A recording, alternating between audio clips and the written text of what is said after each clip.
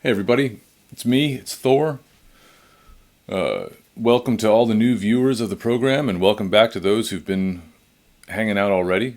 I really appreciate everyone taking the time to watch these videos and leave your comments and your stories and your thoughts about things. It's really fantastic. So if you feel like hanging out more, please feel free to, you know what to do. That button that I don't feel comfortable asking about.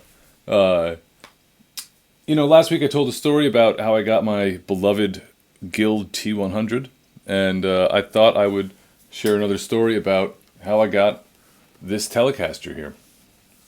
I'm wearing my new Ashley Campbell t-shirt, which will be available at shows this fall on tour. This is not my first Telecaster, but it's definitely been my favorite Telecaster. In my 20s, my mid-20s, I got a Tele. I got a Mexican Tele that I put a P90 in. And I loved that guitar. That was fantastic. But when the time came I moved to California in my mid-20s. And I needed some dough. So the Telecaster hit the chopping block.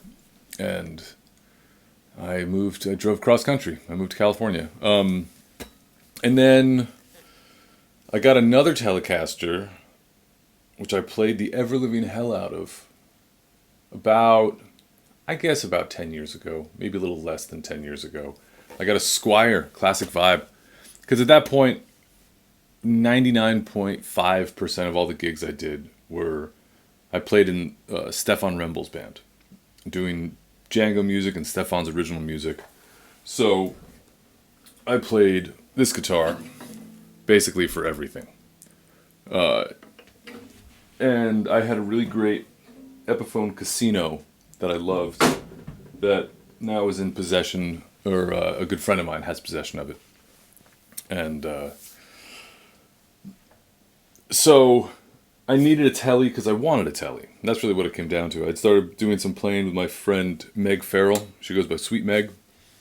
She's a complete badass, and she and I played a ton of gigs together in New York. And then eventually in Nashville together, where she still lives.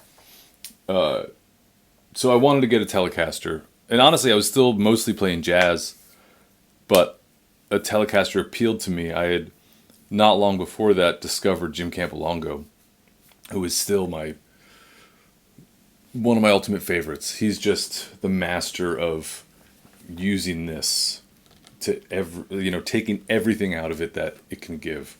So I bought a Classic Vibe. I loved it. I eventually put a Lindy Fralin wide range humbucker in the neck, which was awesome. And I played that guitar until it needed new frets. And the Squiers, no offense to Squiers, I think they're awesome, but not the most rugged parts. So rather than spend more money on a fret job than I paid for the guitar, I bought a new neck for it. And it just didn't really, was never really the same. So, in the meantime, I had randomly picked up it was like a mid-60s K Speed Demon. It had a single pickup. It was red. It was ugly. It was delightful. It was like one of these things that total pawn shop style guitar, you know what I mean?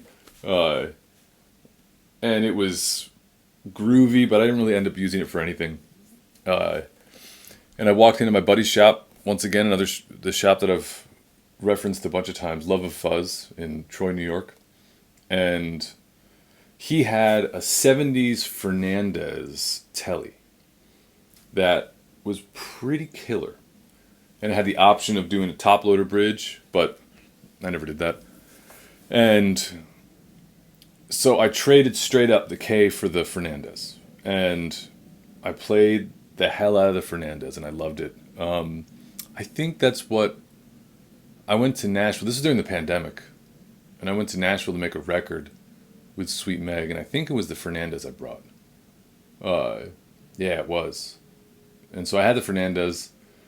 And then a couple months went by, went back to Love of Fuzz, and there was sitting a Mexican-made Broadcaster reissue. So, for P.S., that Fernandez was blonde with a black pickguard. The Broadcaster was blonde with a black pickguard. So, another even swap. I traded the Fernandez for the Broadcaster reissue. And I had that for, I want to say, about a month. And it was just fine. Nothing spectacular.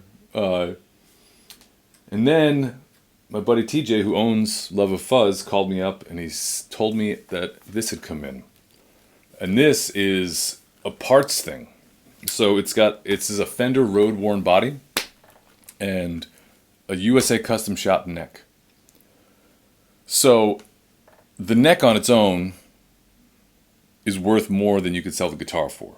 You know what I mean? Because like parts casters, they're tough to resell unless it's like, a 66 neck with a 63 body, some bullshit like that. I don't remember the pickups that were in it, but it had these big jumbo frets and it was just fantastic. So I went in, I played it, immediately loved it. It has like a nice soft V to the neck. And I traded the Broadcaster plus a little bit of money for this. And there's been a few different pickups in here. At one point I put in the Danny Gatton, the Joe Barden blade pickups, which I really, really liked. I used those because I had this really great rehearsal space. I was living in Massachusetts, and the power in there was just dirty, dirty, dirty power. So everything hummed, no matter what. And single coil pickups, of course, always hum, but it was like this. I don't even know if you can hear that. It's a very low hum. In there, like wah, it just hummed like crazy. It was driving me nuts because it was pandemic. There weren't really any gigs, so all the playing I was doing was just by myself, and I was recording a bunch of music for fun and I guess for therapy. So I got the Joe Barden pickups, and man, I absolutely loved them. And I had those in there for I guess about a year, and I moved to Nashville, started playing a bunch of gigs, and I just wanted that more like classic single coil tele sound again. One thing I never tried with the Joe Bardens was putting 500K pots in. I bet that would have opened it up more and made it a little bit more single coilish, but I just skipped that step. And I bought Lawler, whatever they're called, the vintage tees, I think. And that's what's been in there ever since. I've had to do some some fixing, replace a couple things here and there, but it has been such a good guitar. It's now to the point where I need to get I need to do some fret work to it. There's still a lot of meat left in the frets. I don't have to refret it or anything, but it needs a level and a crown, which I'm going to do by myself. I'm scared to death, but I want to learn how to do it. With Telecasters, I always do my own setups for the most part. It's such a simple design, you know what I mean? And if you know a little bit about what you're doing and you're not afraid to make mistakes, and you're also not afraid to pay someone to fix your mistakes, then you can get a lot of your own work done. But frets and carving nuts from a blank, those are the last couple of things that I've never really done.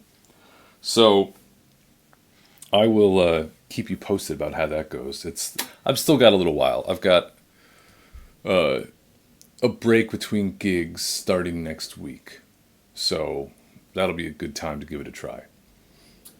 But this has just been such an absolutely wonderful guitar. It's always been good about staying in tune. The pickups sound fantastic, and now that I've got flat wounds on it, it's like a whole different world, man. I was already in love with it, but I'm in love with it even more now.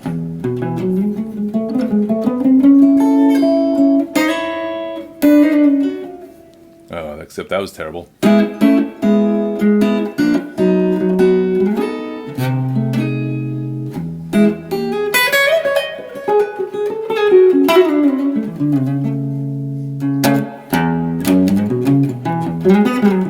It's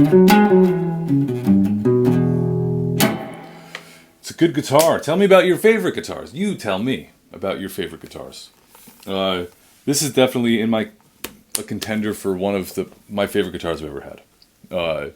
I guess now because I've used it so much, it's now just become. I don't like to anthropomorphize. Am I saying that right? I don't think so. Guitars, I don't give them names. I also don't consider them tools like a lot of people do. There's a place in between that. This is an instrument, you know? Honestly, if I could just keep one electric guitar and one acoustic guitar, or maybe one solid body electric, one hollow body electric, and an acoustic guitar, that's what I want. You know, so it's not, I don't like that categorization of making this a tool. A pedal's a tool, you know, but this is an instrument. You know, I've never heard of violinists call their violin a tool. That all being said, I have developed a bond with this instrument, and it does the things that I need it to do. And hopefully it will for a long, long time, but then one day it might not, and so it might go. It's just the reality of things, you know?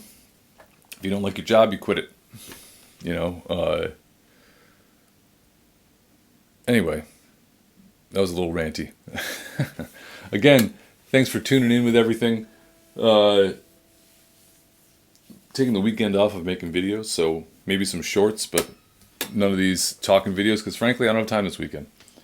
So, I hope everyone's doing great, and I hope that this video has found you well. And, again, have a sandwich, eat some good food, do something, call a friend.